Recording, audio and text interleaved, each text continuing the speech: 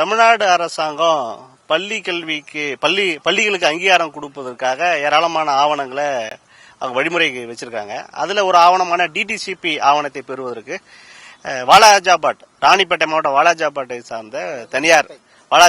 சேர்ந்த தனியார் பள்ளியுடைய தாளாளர் அதுக்கு முயற்சி பண்ணிட்டு இருக்கிறப்ப அவரை பிரசன்னா பாபு அப்படின்னு விழுப்புரம் மாவட்டம் அனந்தபுரம் பகுதி பொன்னங்குப்பம் கிராமத்தை சேர்ந்த பிரசன்னா பாபு திரு பாண்டியன் அவர்களை தொடர்பு கொண்டு நான் உங்களுக்கு அதுக்கு தேவையான ஆவணங்களை பெற்றுத்தரேன் அப்படின்னு சொல்லிட்டு அதுக்காக சில லட்சங்கள் செலவாகும்னு சொல்றாரு. இவரும் பள்ளி அங்கீகாரம் பெறணும் விரைவில் அப்படின்னு சொல்லி அந்த முயற்சியில பணம் கொடுக்கிறாரு. இப்படி பாத்தீங்கன்னா அவர் முதல் தவணையாக ஒரு 1 லட்சம் ரூபாய விழுப்புரம் மாவட்டம் அனந்தபுரம் பேரூராட்சி தலைவராக இருந்த திரு திமுகவை சார்ந்த திரு சம்பத் அவர்களுடைய வீட்டில் வச்சு 1 லட்சம் ரூபாய திரு பிரசன்னா பாபு அவர்கள் திரு பாண்டியன் கிட்ட இருந்து வாங்கிக்கிறார். அதன் பிறகு 2022ஆம் ஆண்டு, அதன் பிறகு 2023 வரைக்கும் சற்றே ஏறக்குறைய 15,80,000 ரூபாய் ஜிபே மூலயமா அவருடைய அக்கௌண்ட் மூலயமா நேரடியா பணமா இப்படி பல்வேறு தவணைகள்ல வாங்கிட்டு 2023 போனை ஆஃப் பண்ணிட்டு காணாம போனவர். அதன் பிறகு அவரை ட்ராக் பண்ணவே முடியல. அவர் வீட்டுக்கு போனாலும் ஆள் இல்ல, தேடி பார்த்தாலும் ஆள் கிடைக்கல.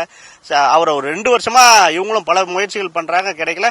கடந்த ஆண்டு 2025ஆம் ஆண்டு டிசம்பர் மாதத்தில் தான் அவரை ஒரு தொடர்பு மூலயமா அவருடைய செல்போன் நம்பர் கிடைச்சி பேசுறாங்க அவர்கிட்ட. பிரசன்னா பாபு கிட்ட கேட்டா நான் இந்த மாதிரி மருத்துவ காரணம் அப்படி இப்படிலாம் சொல்லி அவரு தப்பிச்சுக்கிட்டாரு. சொல்லிட்டு நான் இந்த மாதிரி 6 மாசத்துல பணத்தை கொடுத்துறேன், இந்த 5 லட்சம் நான் திரும்ப கொடுத்துறேன், நீங்க எதுவும் பிரச்சனை பண்ணாதீங்க அப்படின்னு சொல்லி திரு பாண்டியன் கிட்ட சொல்றாரு. இவரும் சரி பணம் வந்தா போதும் அப்படின்னு சொல்லி பாண்டியனும் ஒத்துக்கிறாரு. ஆனா பாத்தீங்கன்னா டிசம்பர் மாதம் சொன்னவர் இன்னைக்கு வரைக்கும் பணம் கொடுக்கல. இதுக்கு இடையில பணத்தை கேட்க போனா நீ என்ன அவரு தவறான வார்த்தைகள்ல வசைமாறி பொழிஞ்சு இவருக்கு கொலை மிரட்டல் விடுத்து திரு பாண்டியனுடைய குடும்பத்தார் மீதும் கொலை மிரட்டல் விடுத்து ரொம்ப ரவுடிசம் பண்ணக்கூடிய நிலையில பிரசன்னா பாபு நடந்துக்கிறார். இப்ப அதை ஒட்டி இன்னைக்கு விழுப்புரம் மாவட்ட கண்காணிப்பாளர்கிட்ட நேரடி புகாராக பாண்டியனும் அவரோட வழக்கறிஞராக நானும் சேர்ந்து இன்னைக்கு இந்த புகாரை எஸ்பி ஆபீஸ்ல கொடுத்திருக்கிறோம். அவரு பிரசன்னா பாபு அவர்களுக்கு அனுப்பிய பண விவரங்கள், வங்கி விஷயங்கள், ஜிபேல அனுப்புனது அப்படின்னு சொல்லி இப்படி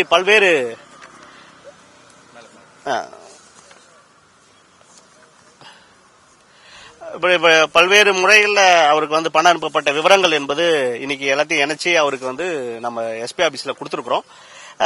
எஸ்பி இன்னைக்கு இல்லாததுனால இப்ப அவரு நேரடியாக பார்க்காதனால இன்சார்ஜ் கிட்ட ரைட்டர் கிட்ட நம்ம கம்ப்ளைண்ட் கொடுத்து அக்னாலஜ்மெண்ட் வாங்கியிருக்கோம். அவங்க லோக்கல் அனந்தபுரம் ஸ்டேஷனுக்கு ஃபார்வர்ட் செய்வதாக சொல்லியிருக்காங்க. ஆனால் இது மேலோட்டமா பார்த்தா ஏதோ ஒரு பள்ளி ஒரு நபர் அப்படின்ற மாதிரி தெரியும். இது பெரிய ராக்கெட் ஸ்கேம் மாதிரி கிளம்புறதுக்கான வாய்ப்பு இருக்கு. ஏன்னா இந்த பிரசன்னா பாபு என்பவர் கடந்த திராவிட முன்னேற்ற கழக ஆட்சியில தமிழ்நாடு முழுக்க எத்தனை பள்ளி அப்ரோச் பண்ணாரு, எவ்வளவு லட்சங்கள் வாங்கியிருக்காரு அப்படின்ற உண்மையை காவல்துறை தீவிரமா விசாரிச்சு வெளியே கொண்டு வரணும்.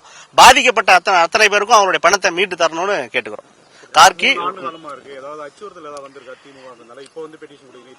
அவங்க ஆட்சியில் இருந்ததுனால நம்மளால பெட்டிஷன் கொடுக்க முடியல சார், கம்ப்ளைண்ட் கொடுக்க முடியல துணிஞ்சு ஏன்னா ஆட்சியில இருந்தோம் இன்னைக்கு வந்துடும் நாளைக்கு வந்துடும் அப்ரூவல் அப்படின்னு சொல்லியே அவங்க காலம் கடத்துறாங்க. நான் எங்க ஆட்சி தான் நடக்குது, இன்னைக்கு நான் அப்ரூவல் வந்துடும் நாளைக்கு அப்ரூவல் வந்து சொல்லியே கிட்டத்தட்ட 3 வருஷமா கடத்தினா இவங்களும் நம்பிக்கையோட அந்த ஆளுங்கச்சா இருக்கு அது அப்ரூவலுக்கு வாங்கி கொடுத்துருவாங்க அப்படின்னு. ஆனா இன்னைக்கு ஆட்சி மாறினதுக்கு அப்புறம் காட்சி மாறுது. இப்ப அப்ரூவல் கிடைச்சு அதன் பிறகு இவங்க அந்த பிரசன்னா பாபு ஏமாற்றி சென்ற பிறகு இவங்களே நேரடியாக அந்த பள்ளிக்கல்வித்துறையில அணுகி இந்த மாதிரி மிடில் மேன்கள் யாரும் இல்லாம நேரடியா அணுகி அங்கீகாரம் பெற்று பள்ளி நடத்துறாங்க. ஏன்னா பள்ளி பாதிக்கப்படக்கூடாதுன்ற ஒரே நோக்கத்துக்காக தான் அவங்க அங்கீகாரத்துக்கு அந்த பணத்தையே கொடுத்தாங்க. அந்த நோக்கத்தை நிறைவேற்றுறது தான்.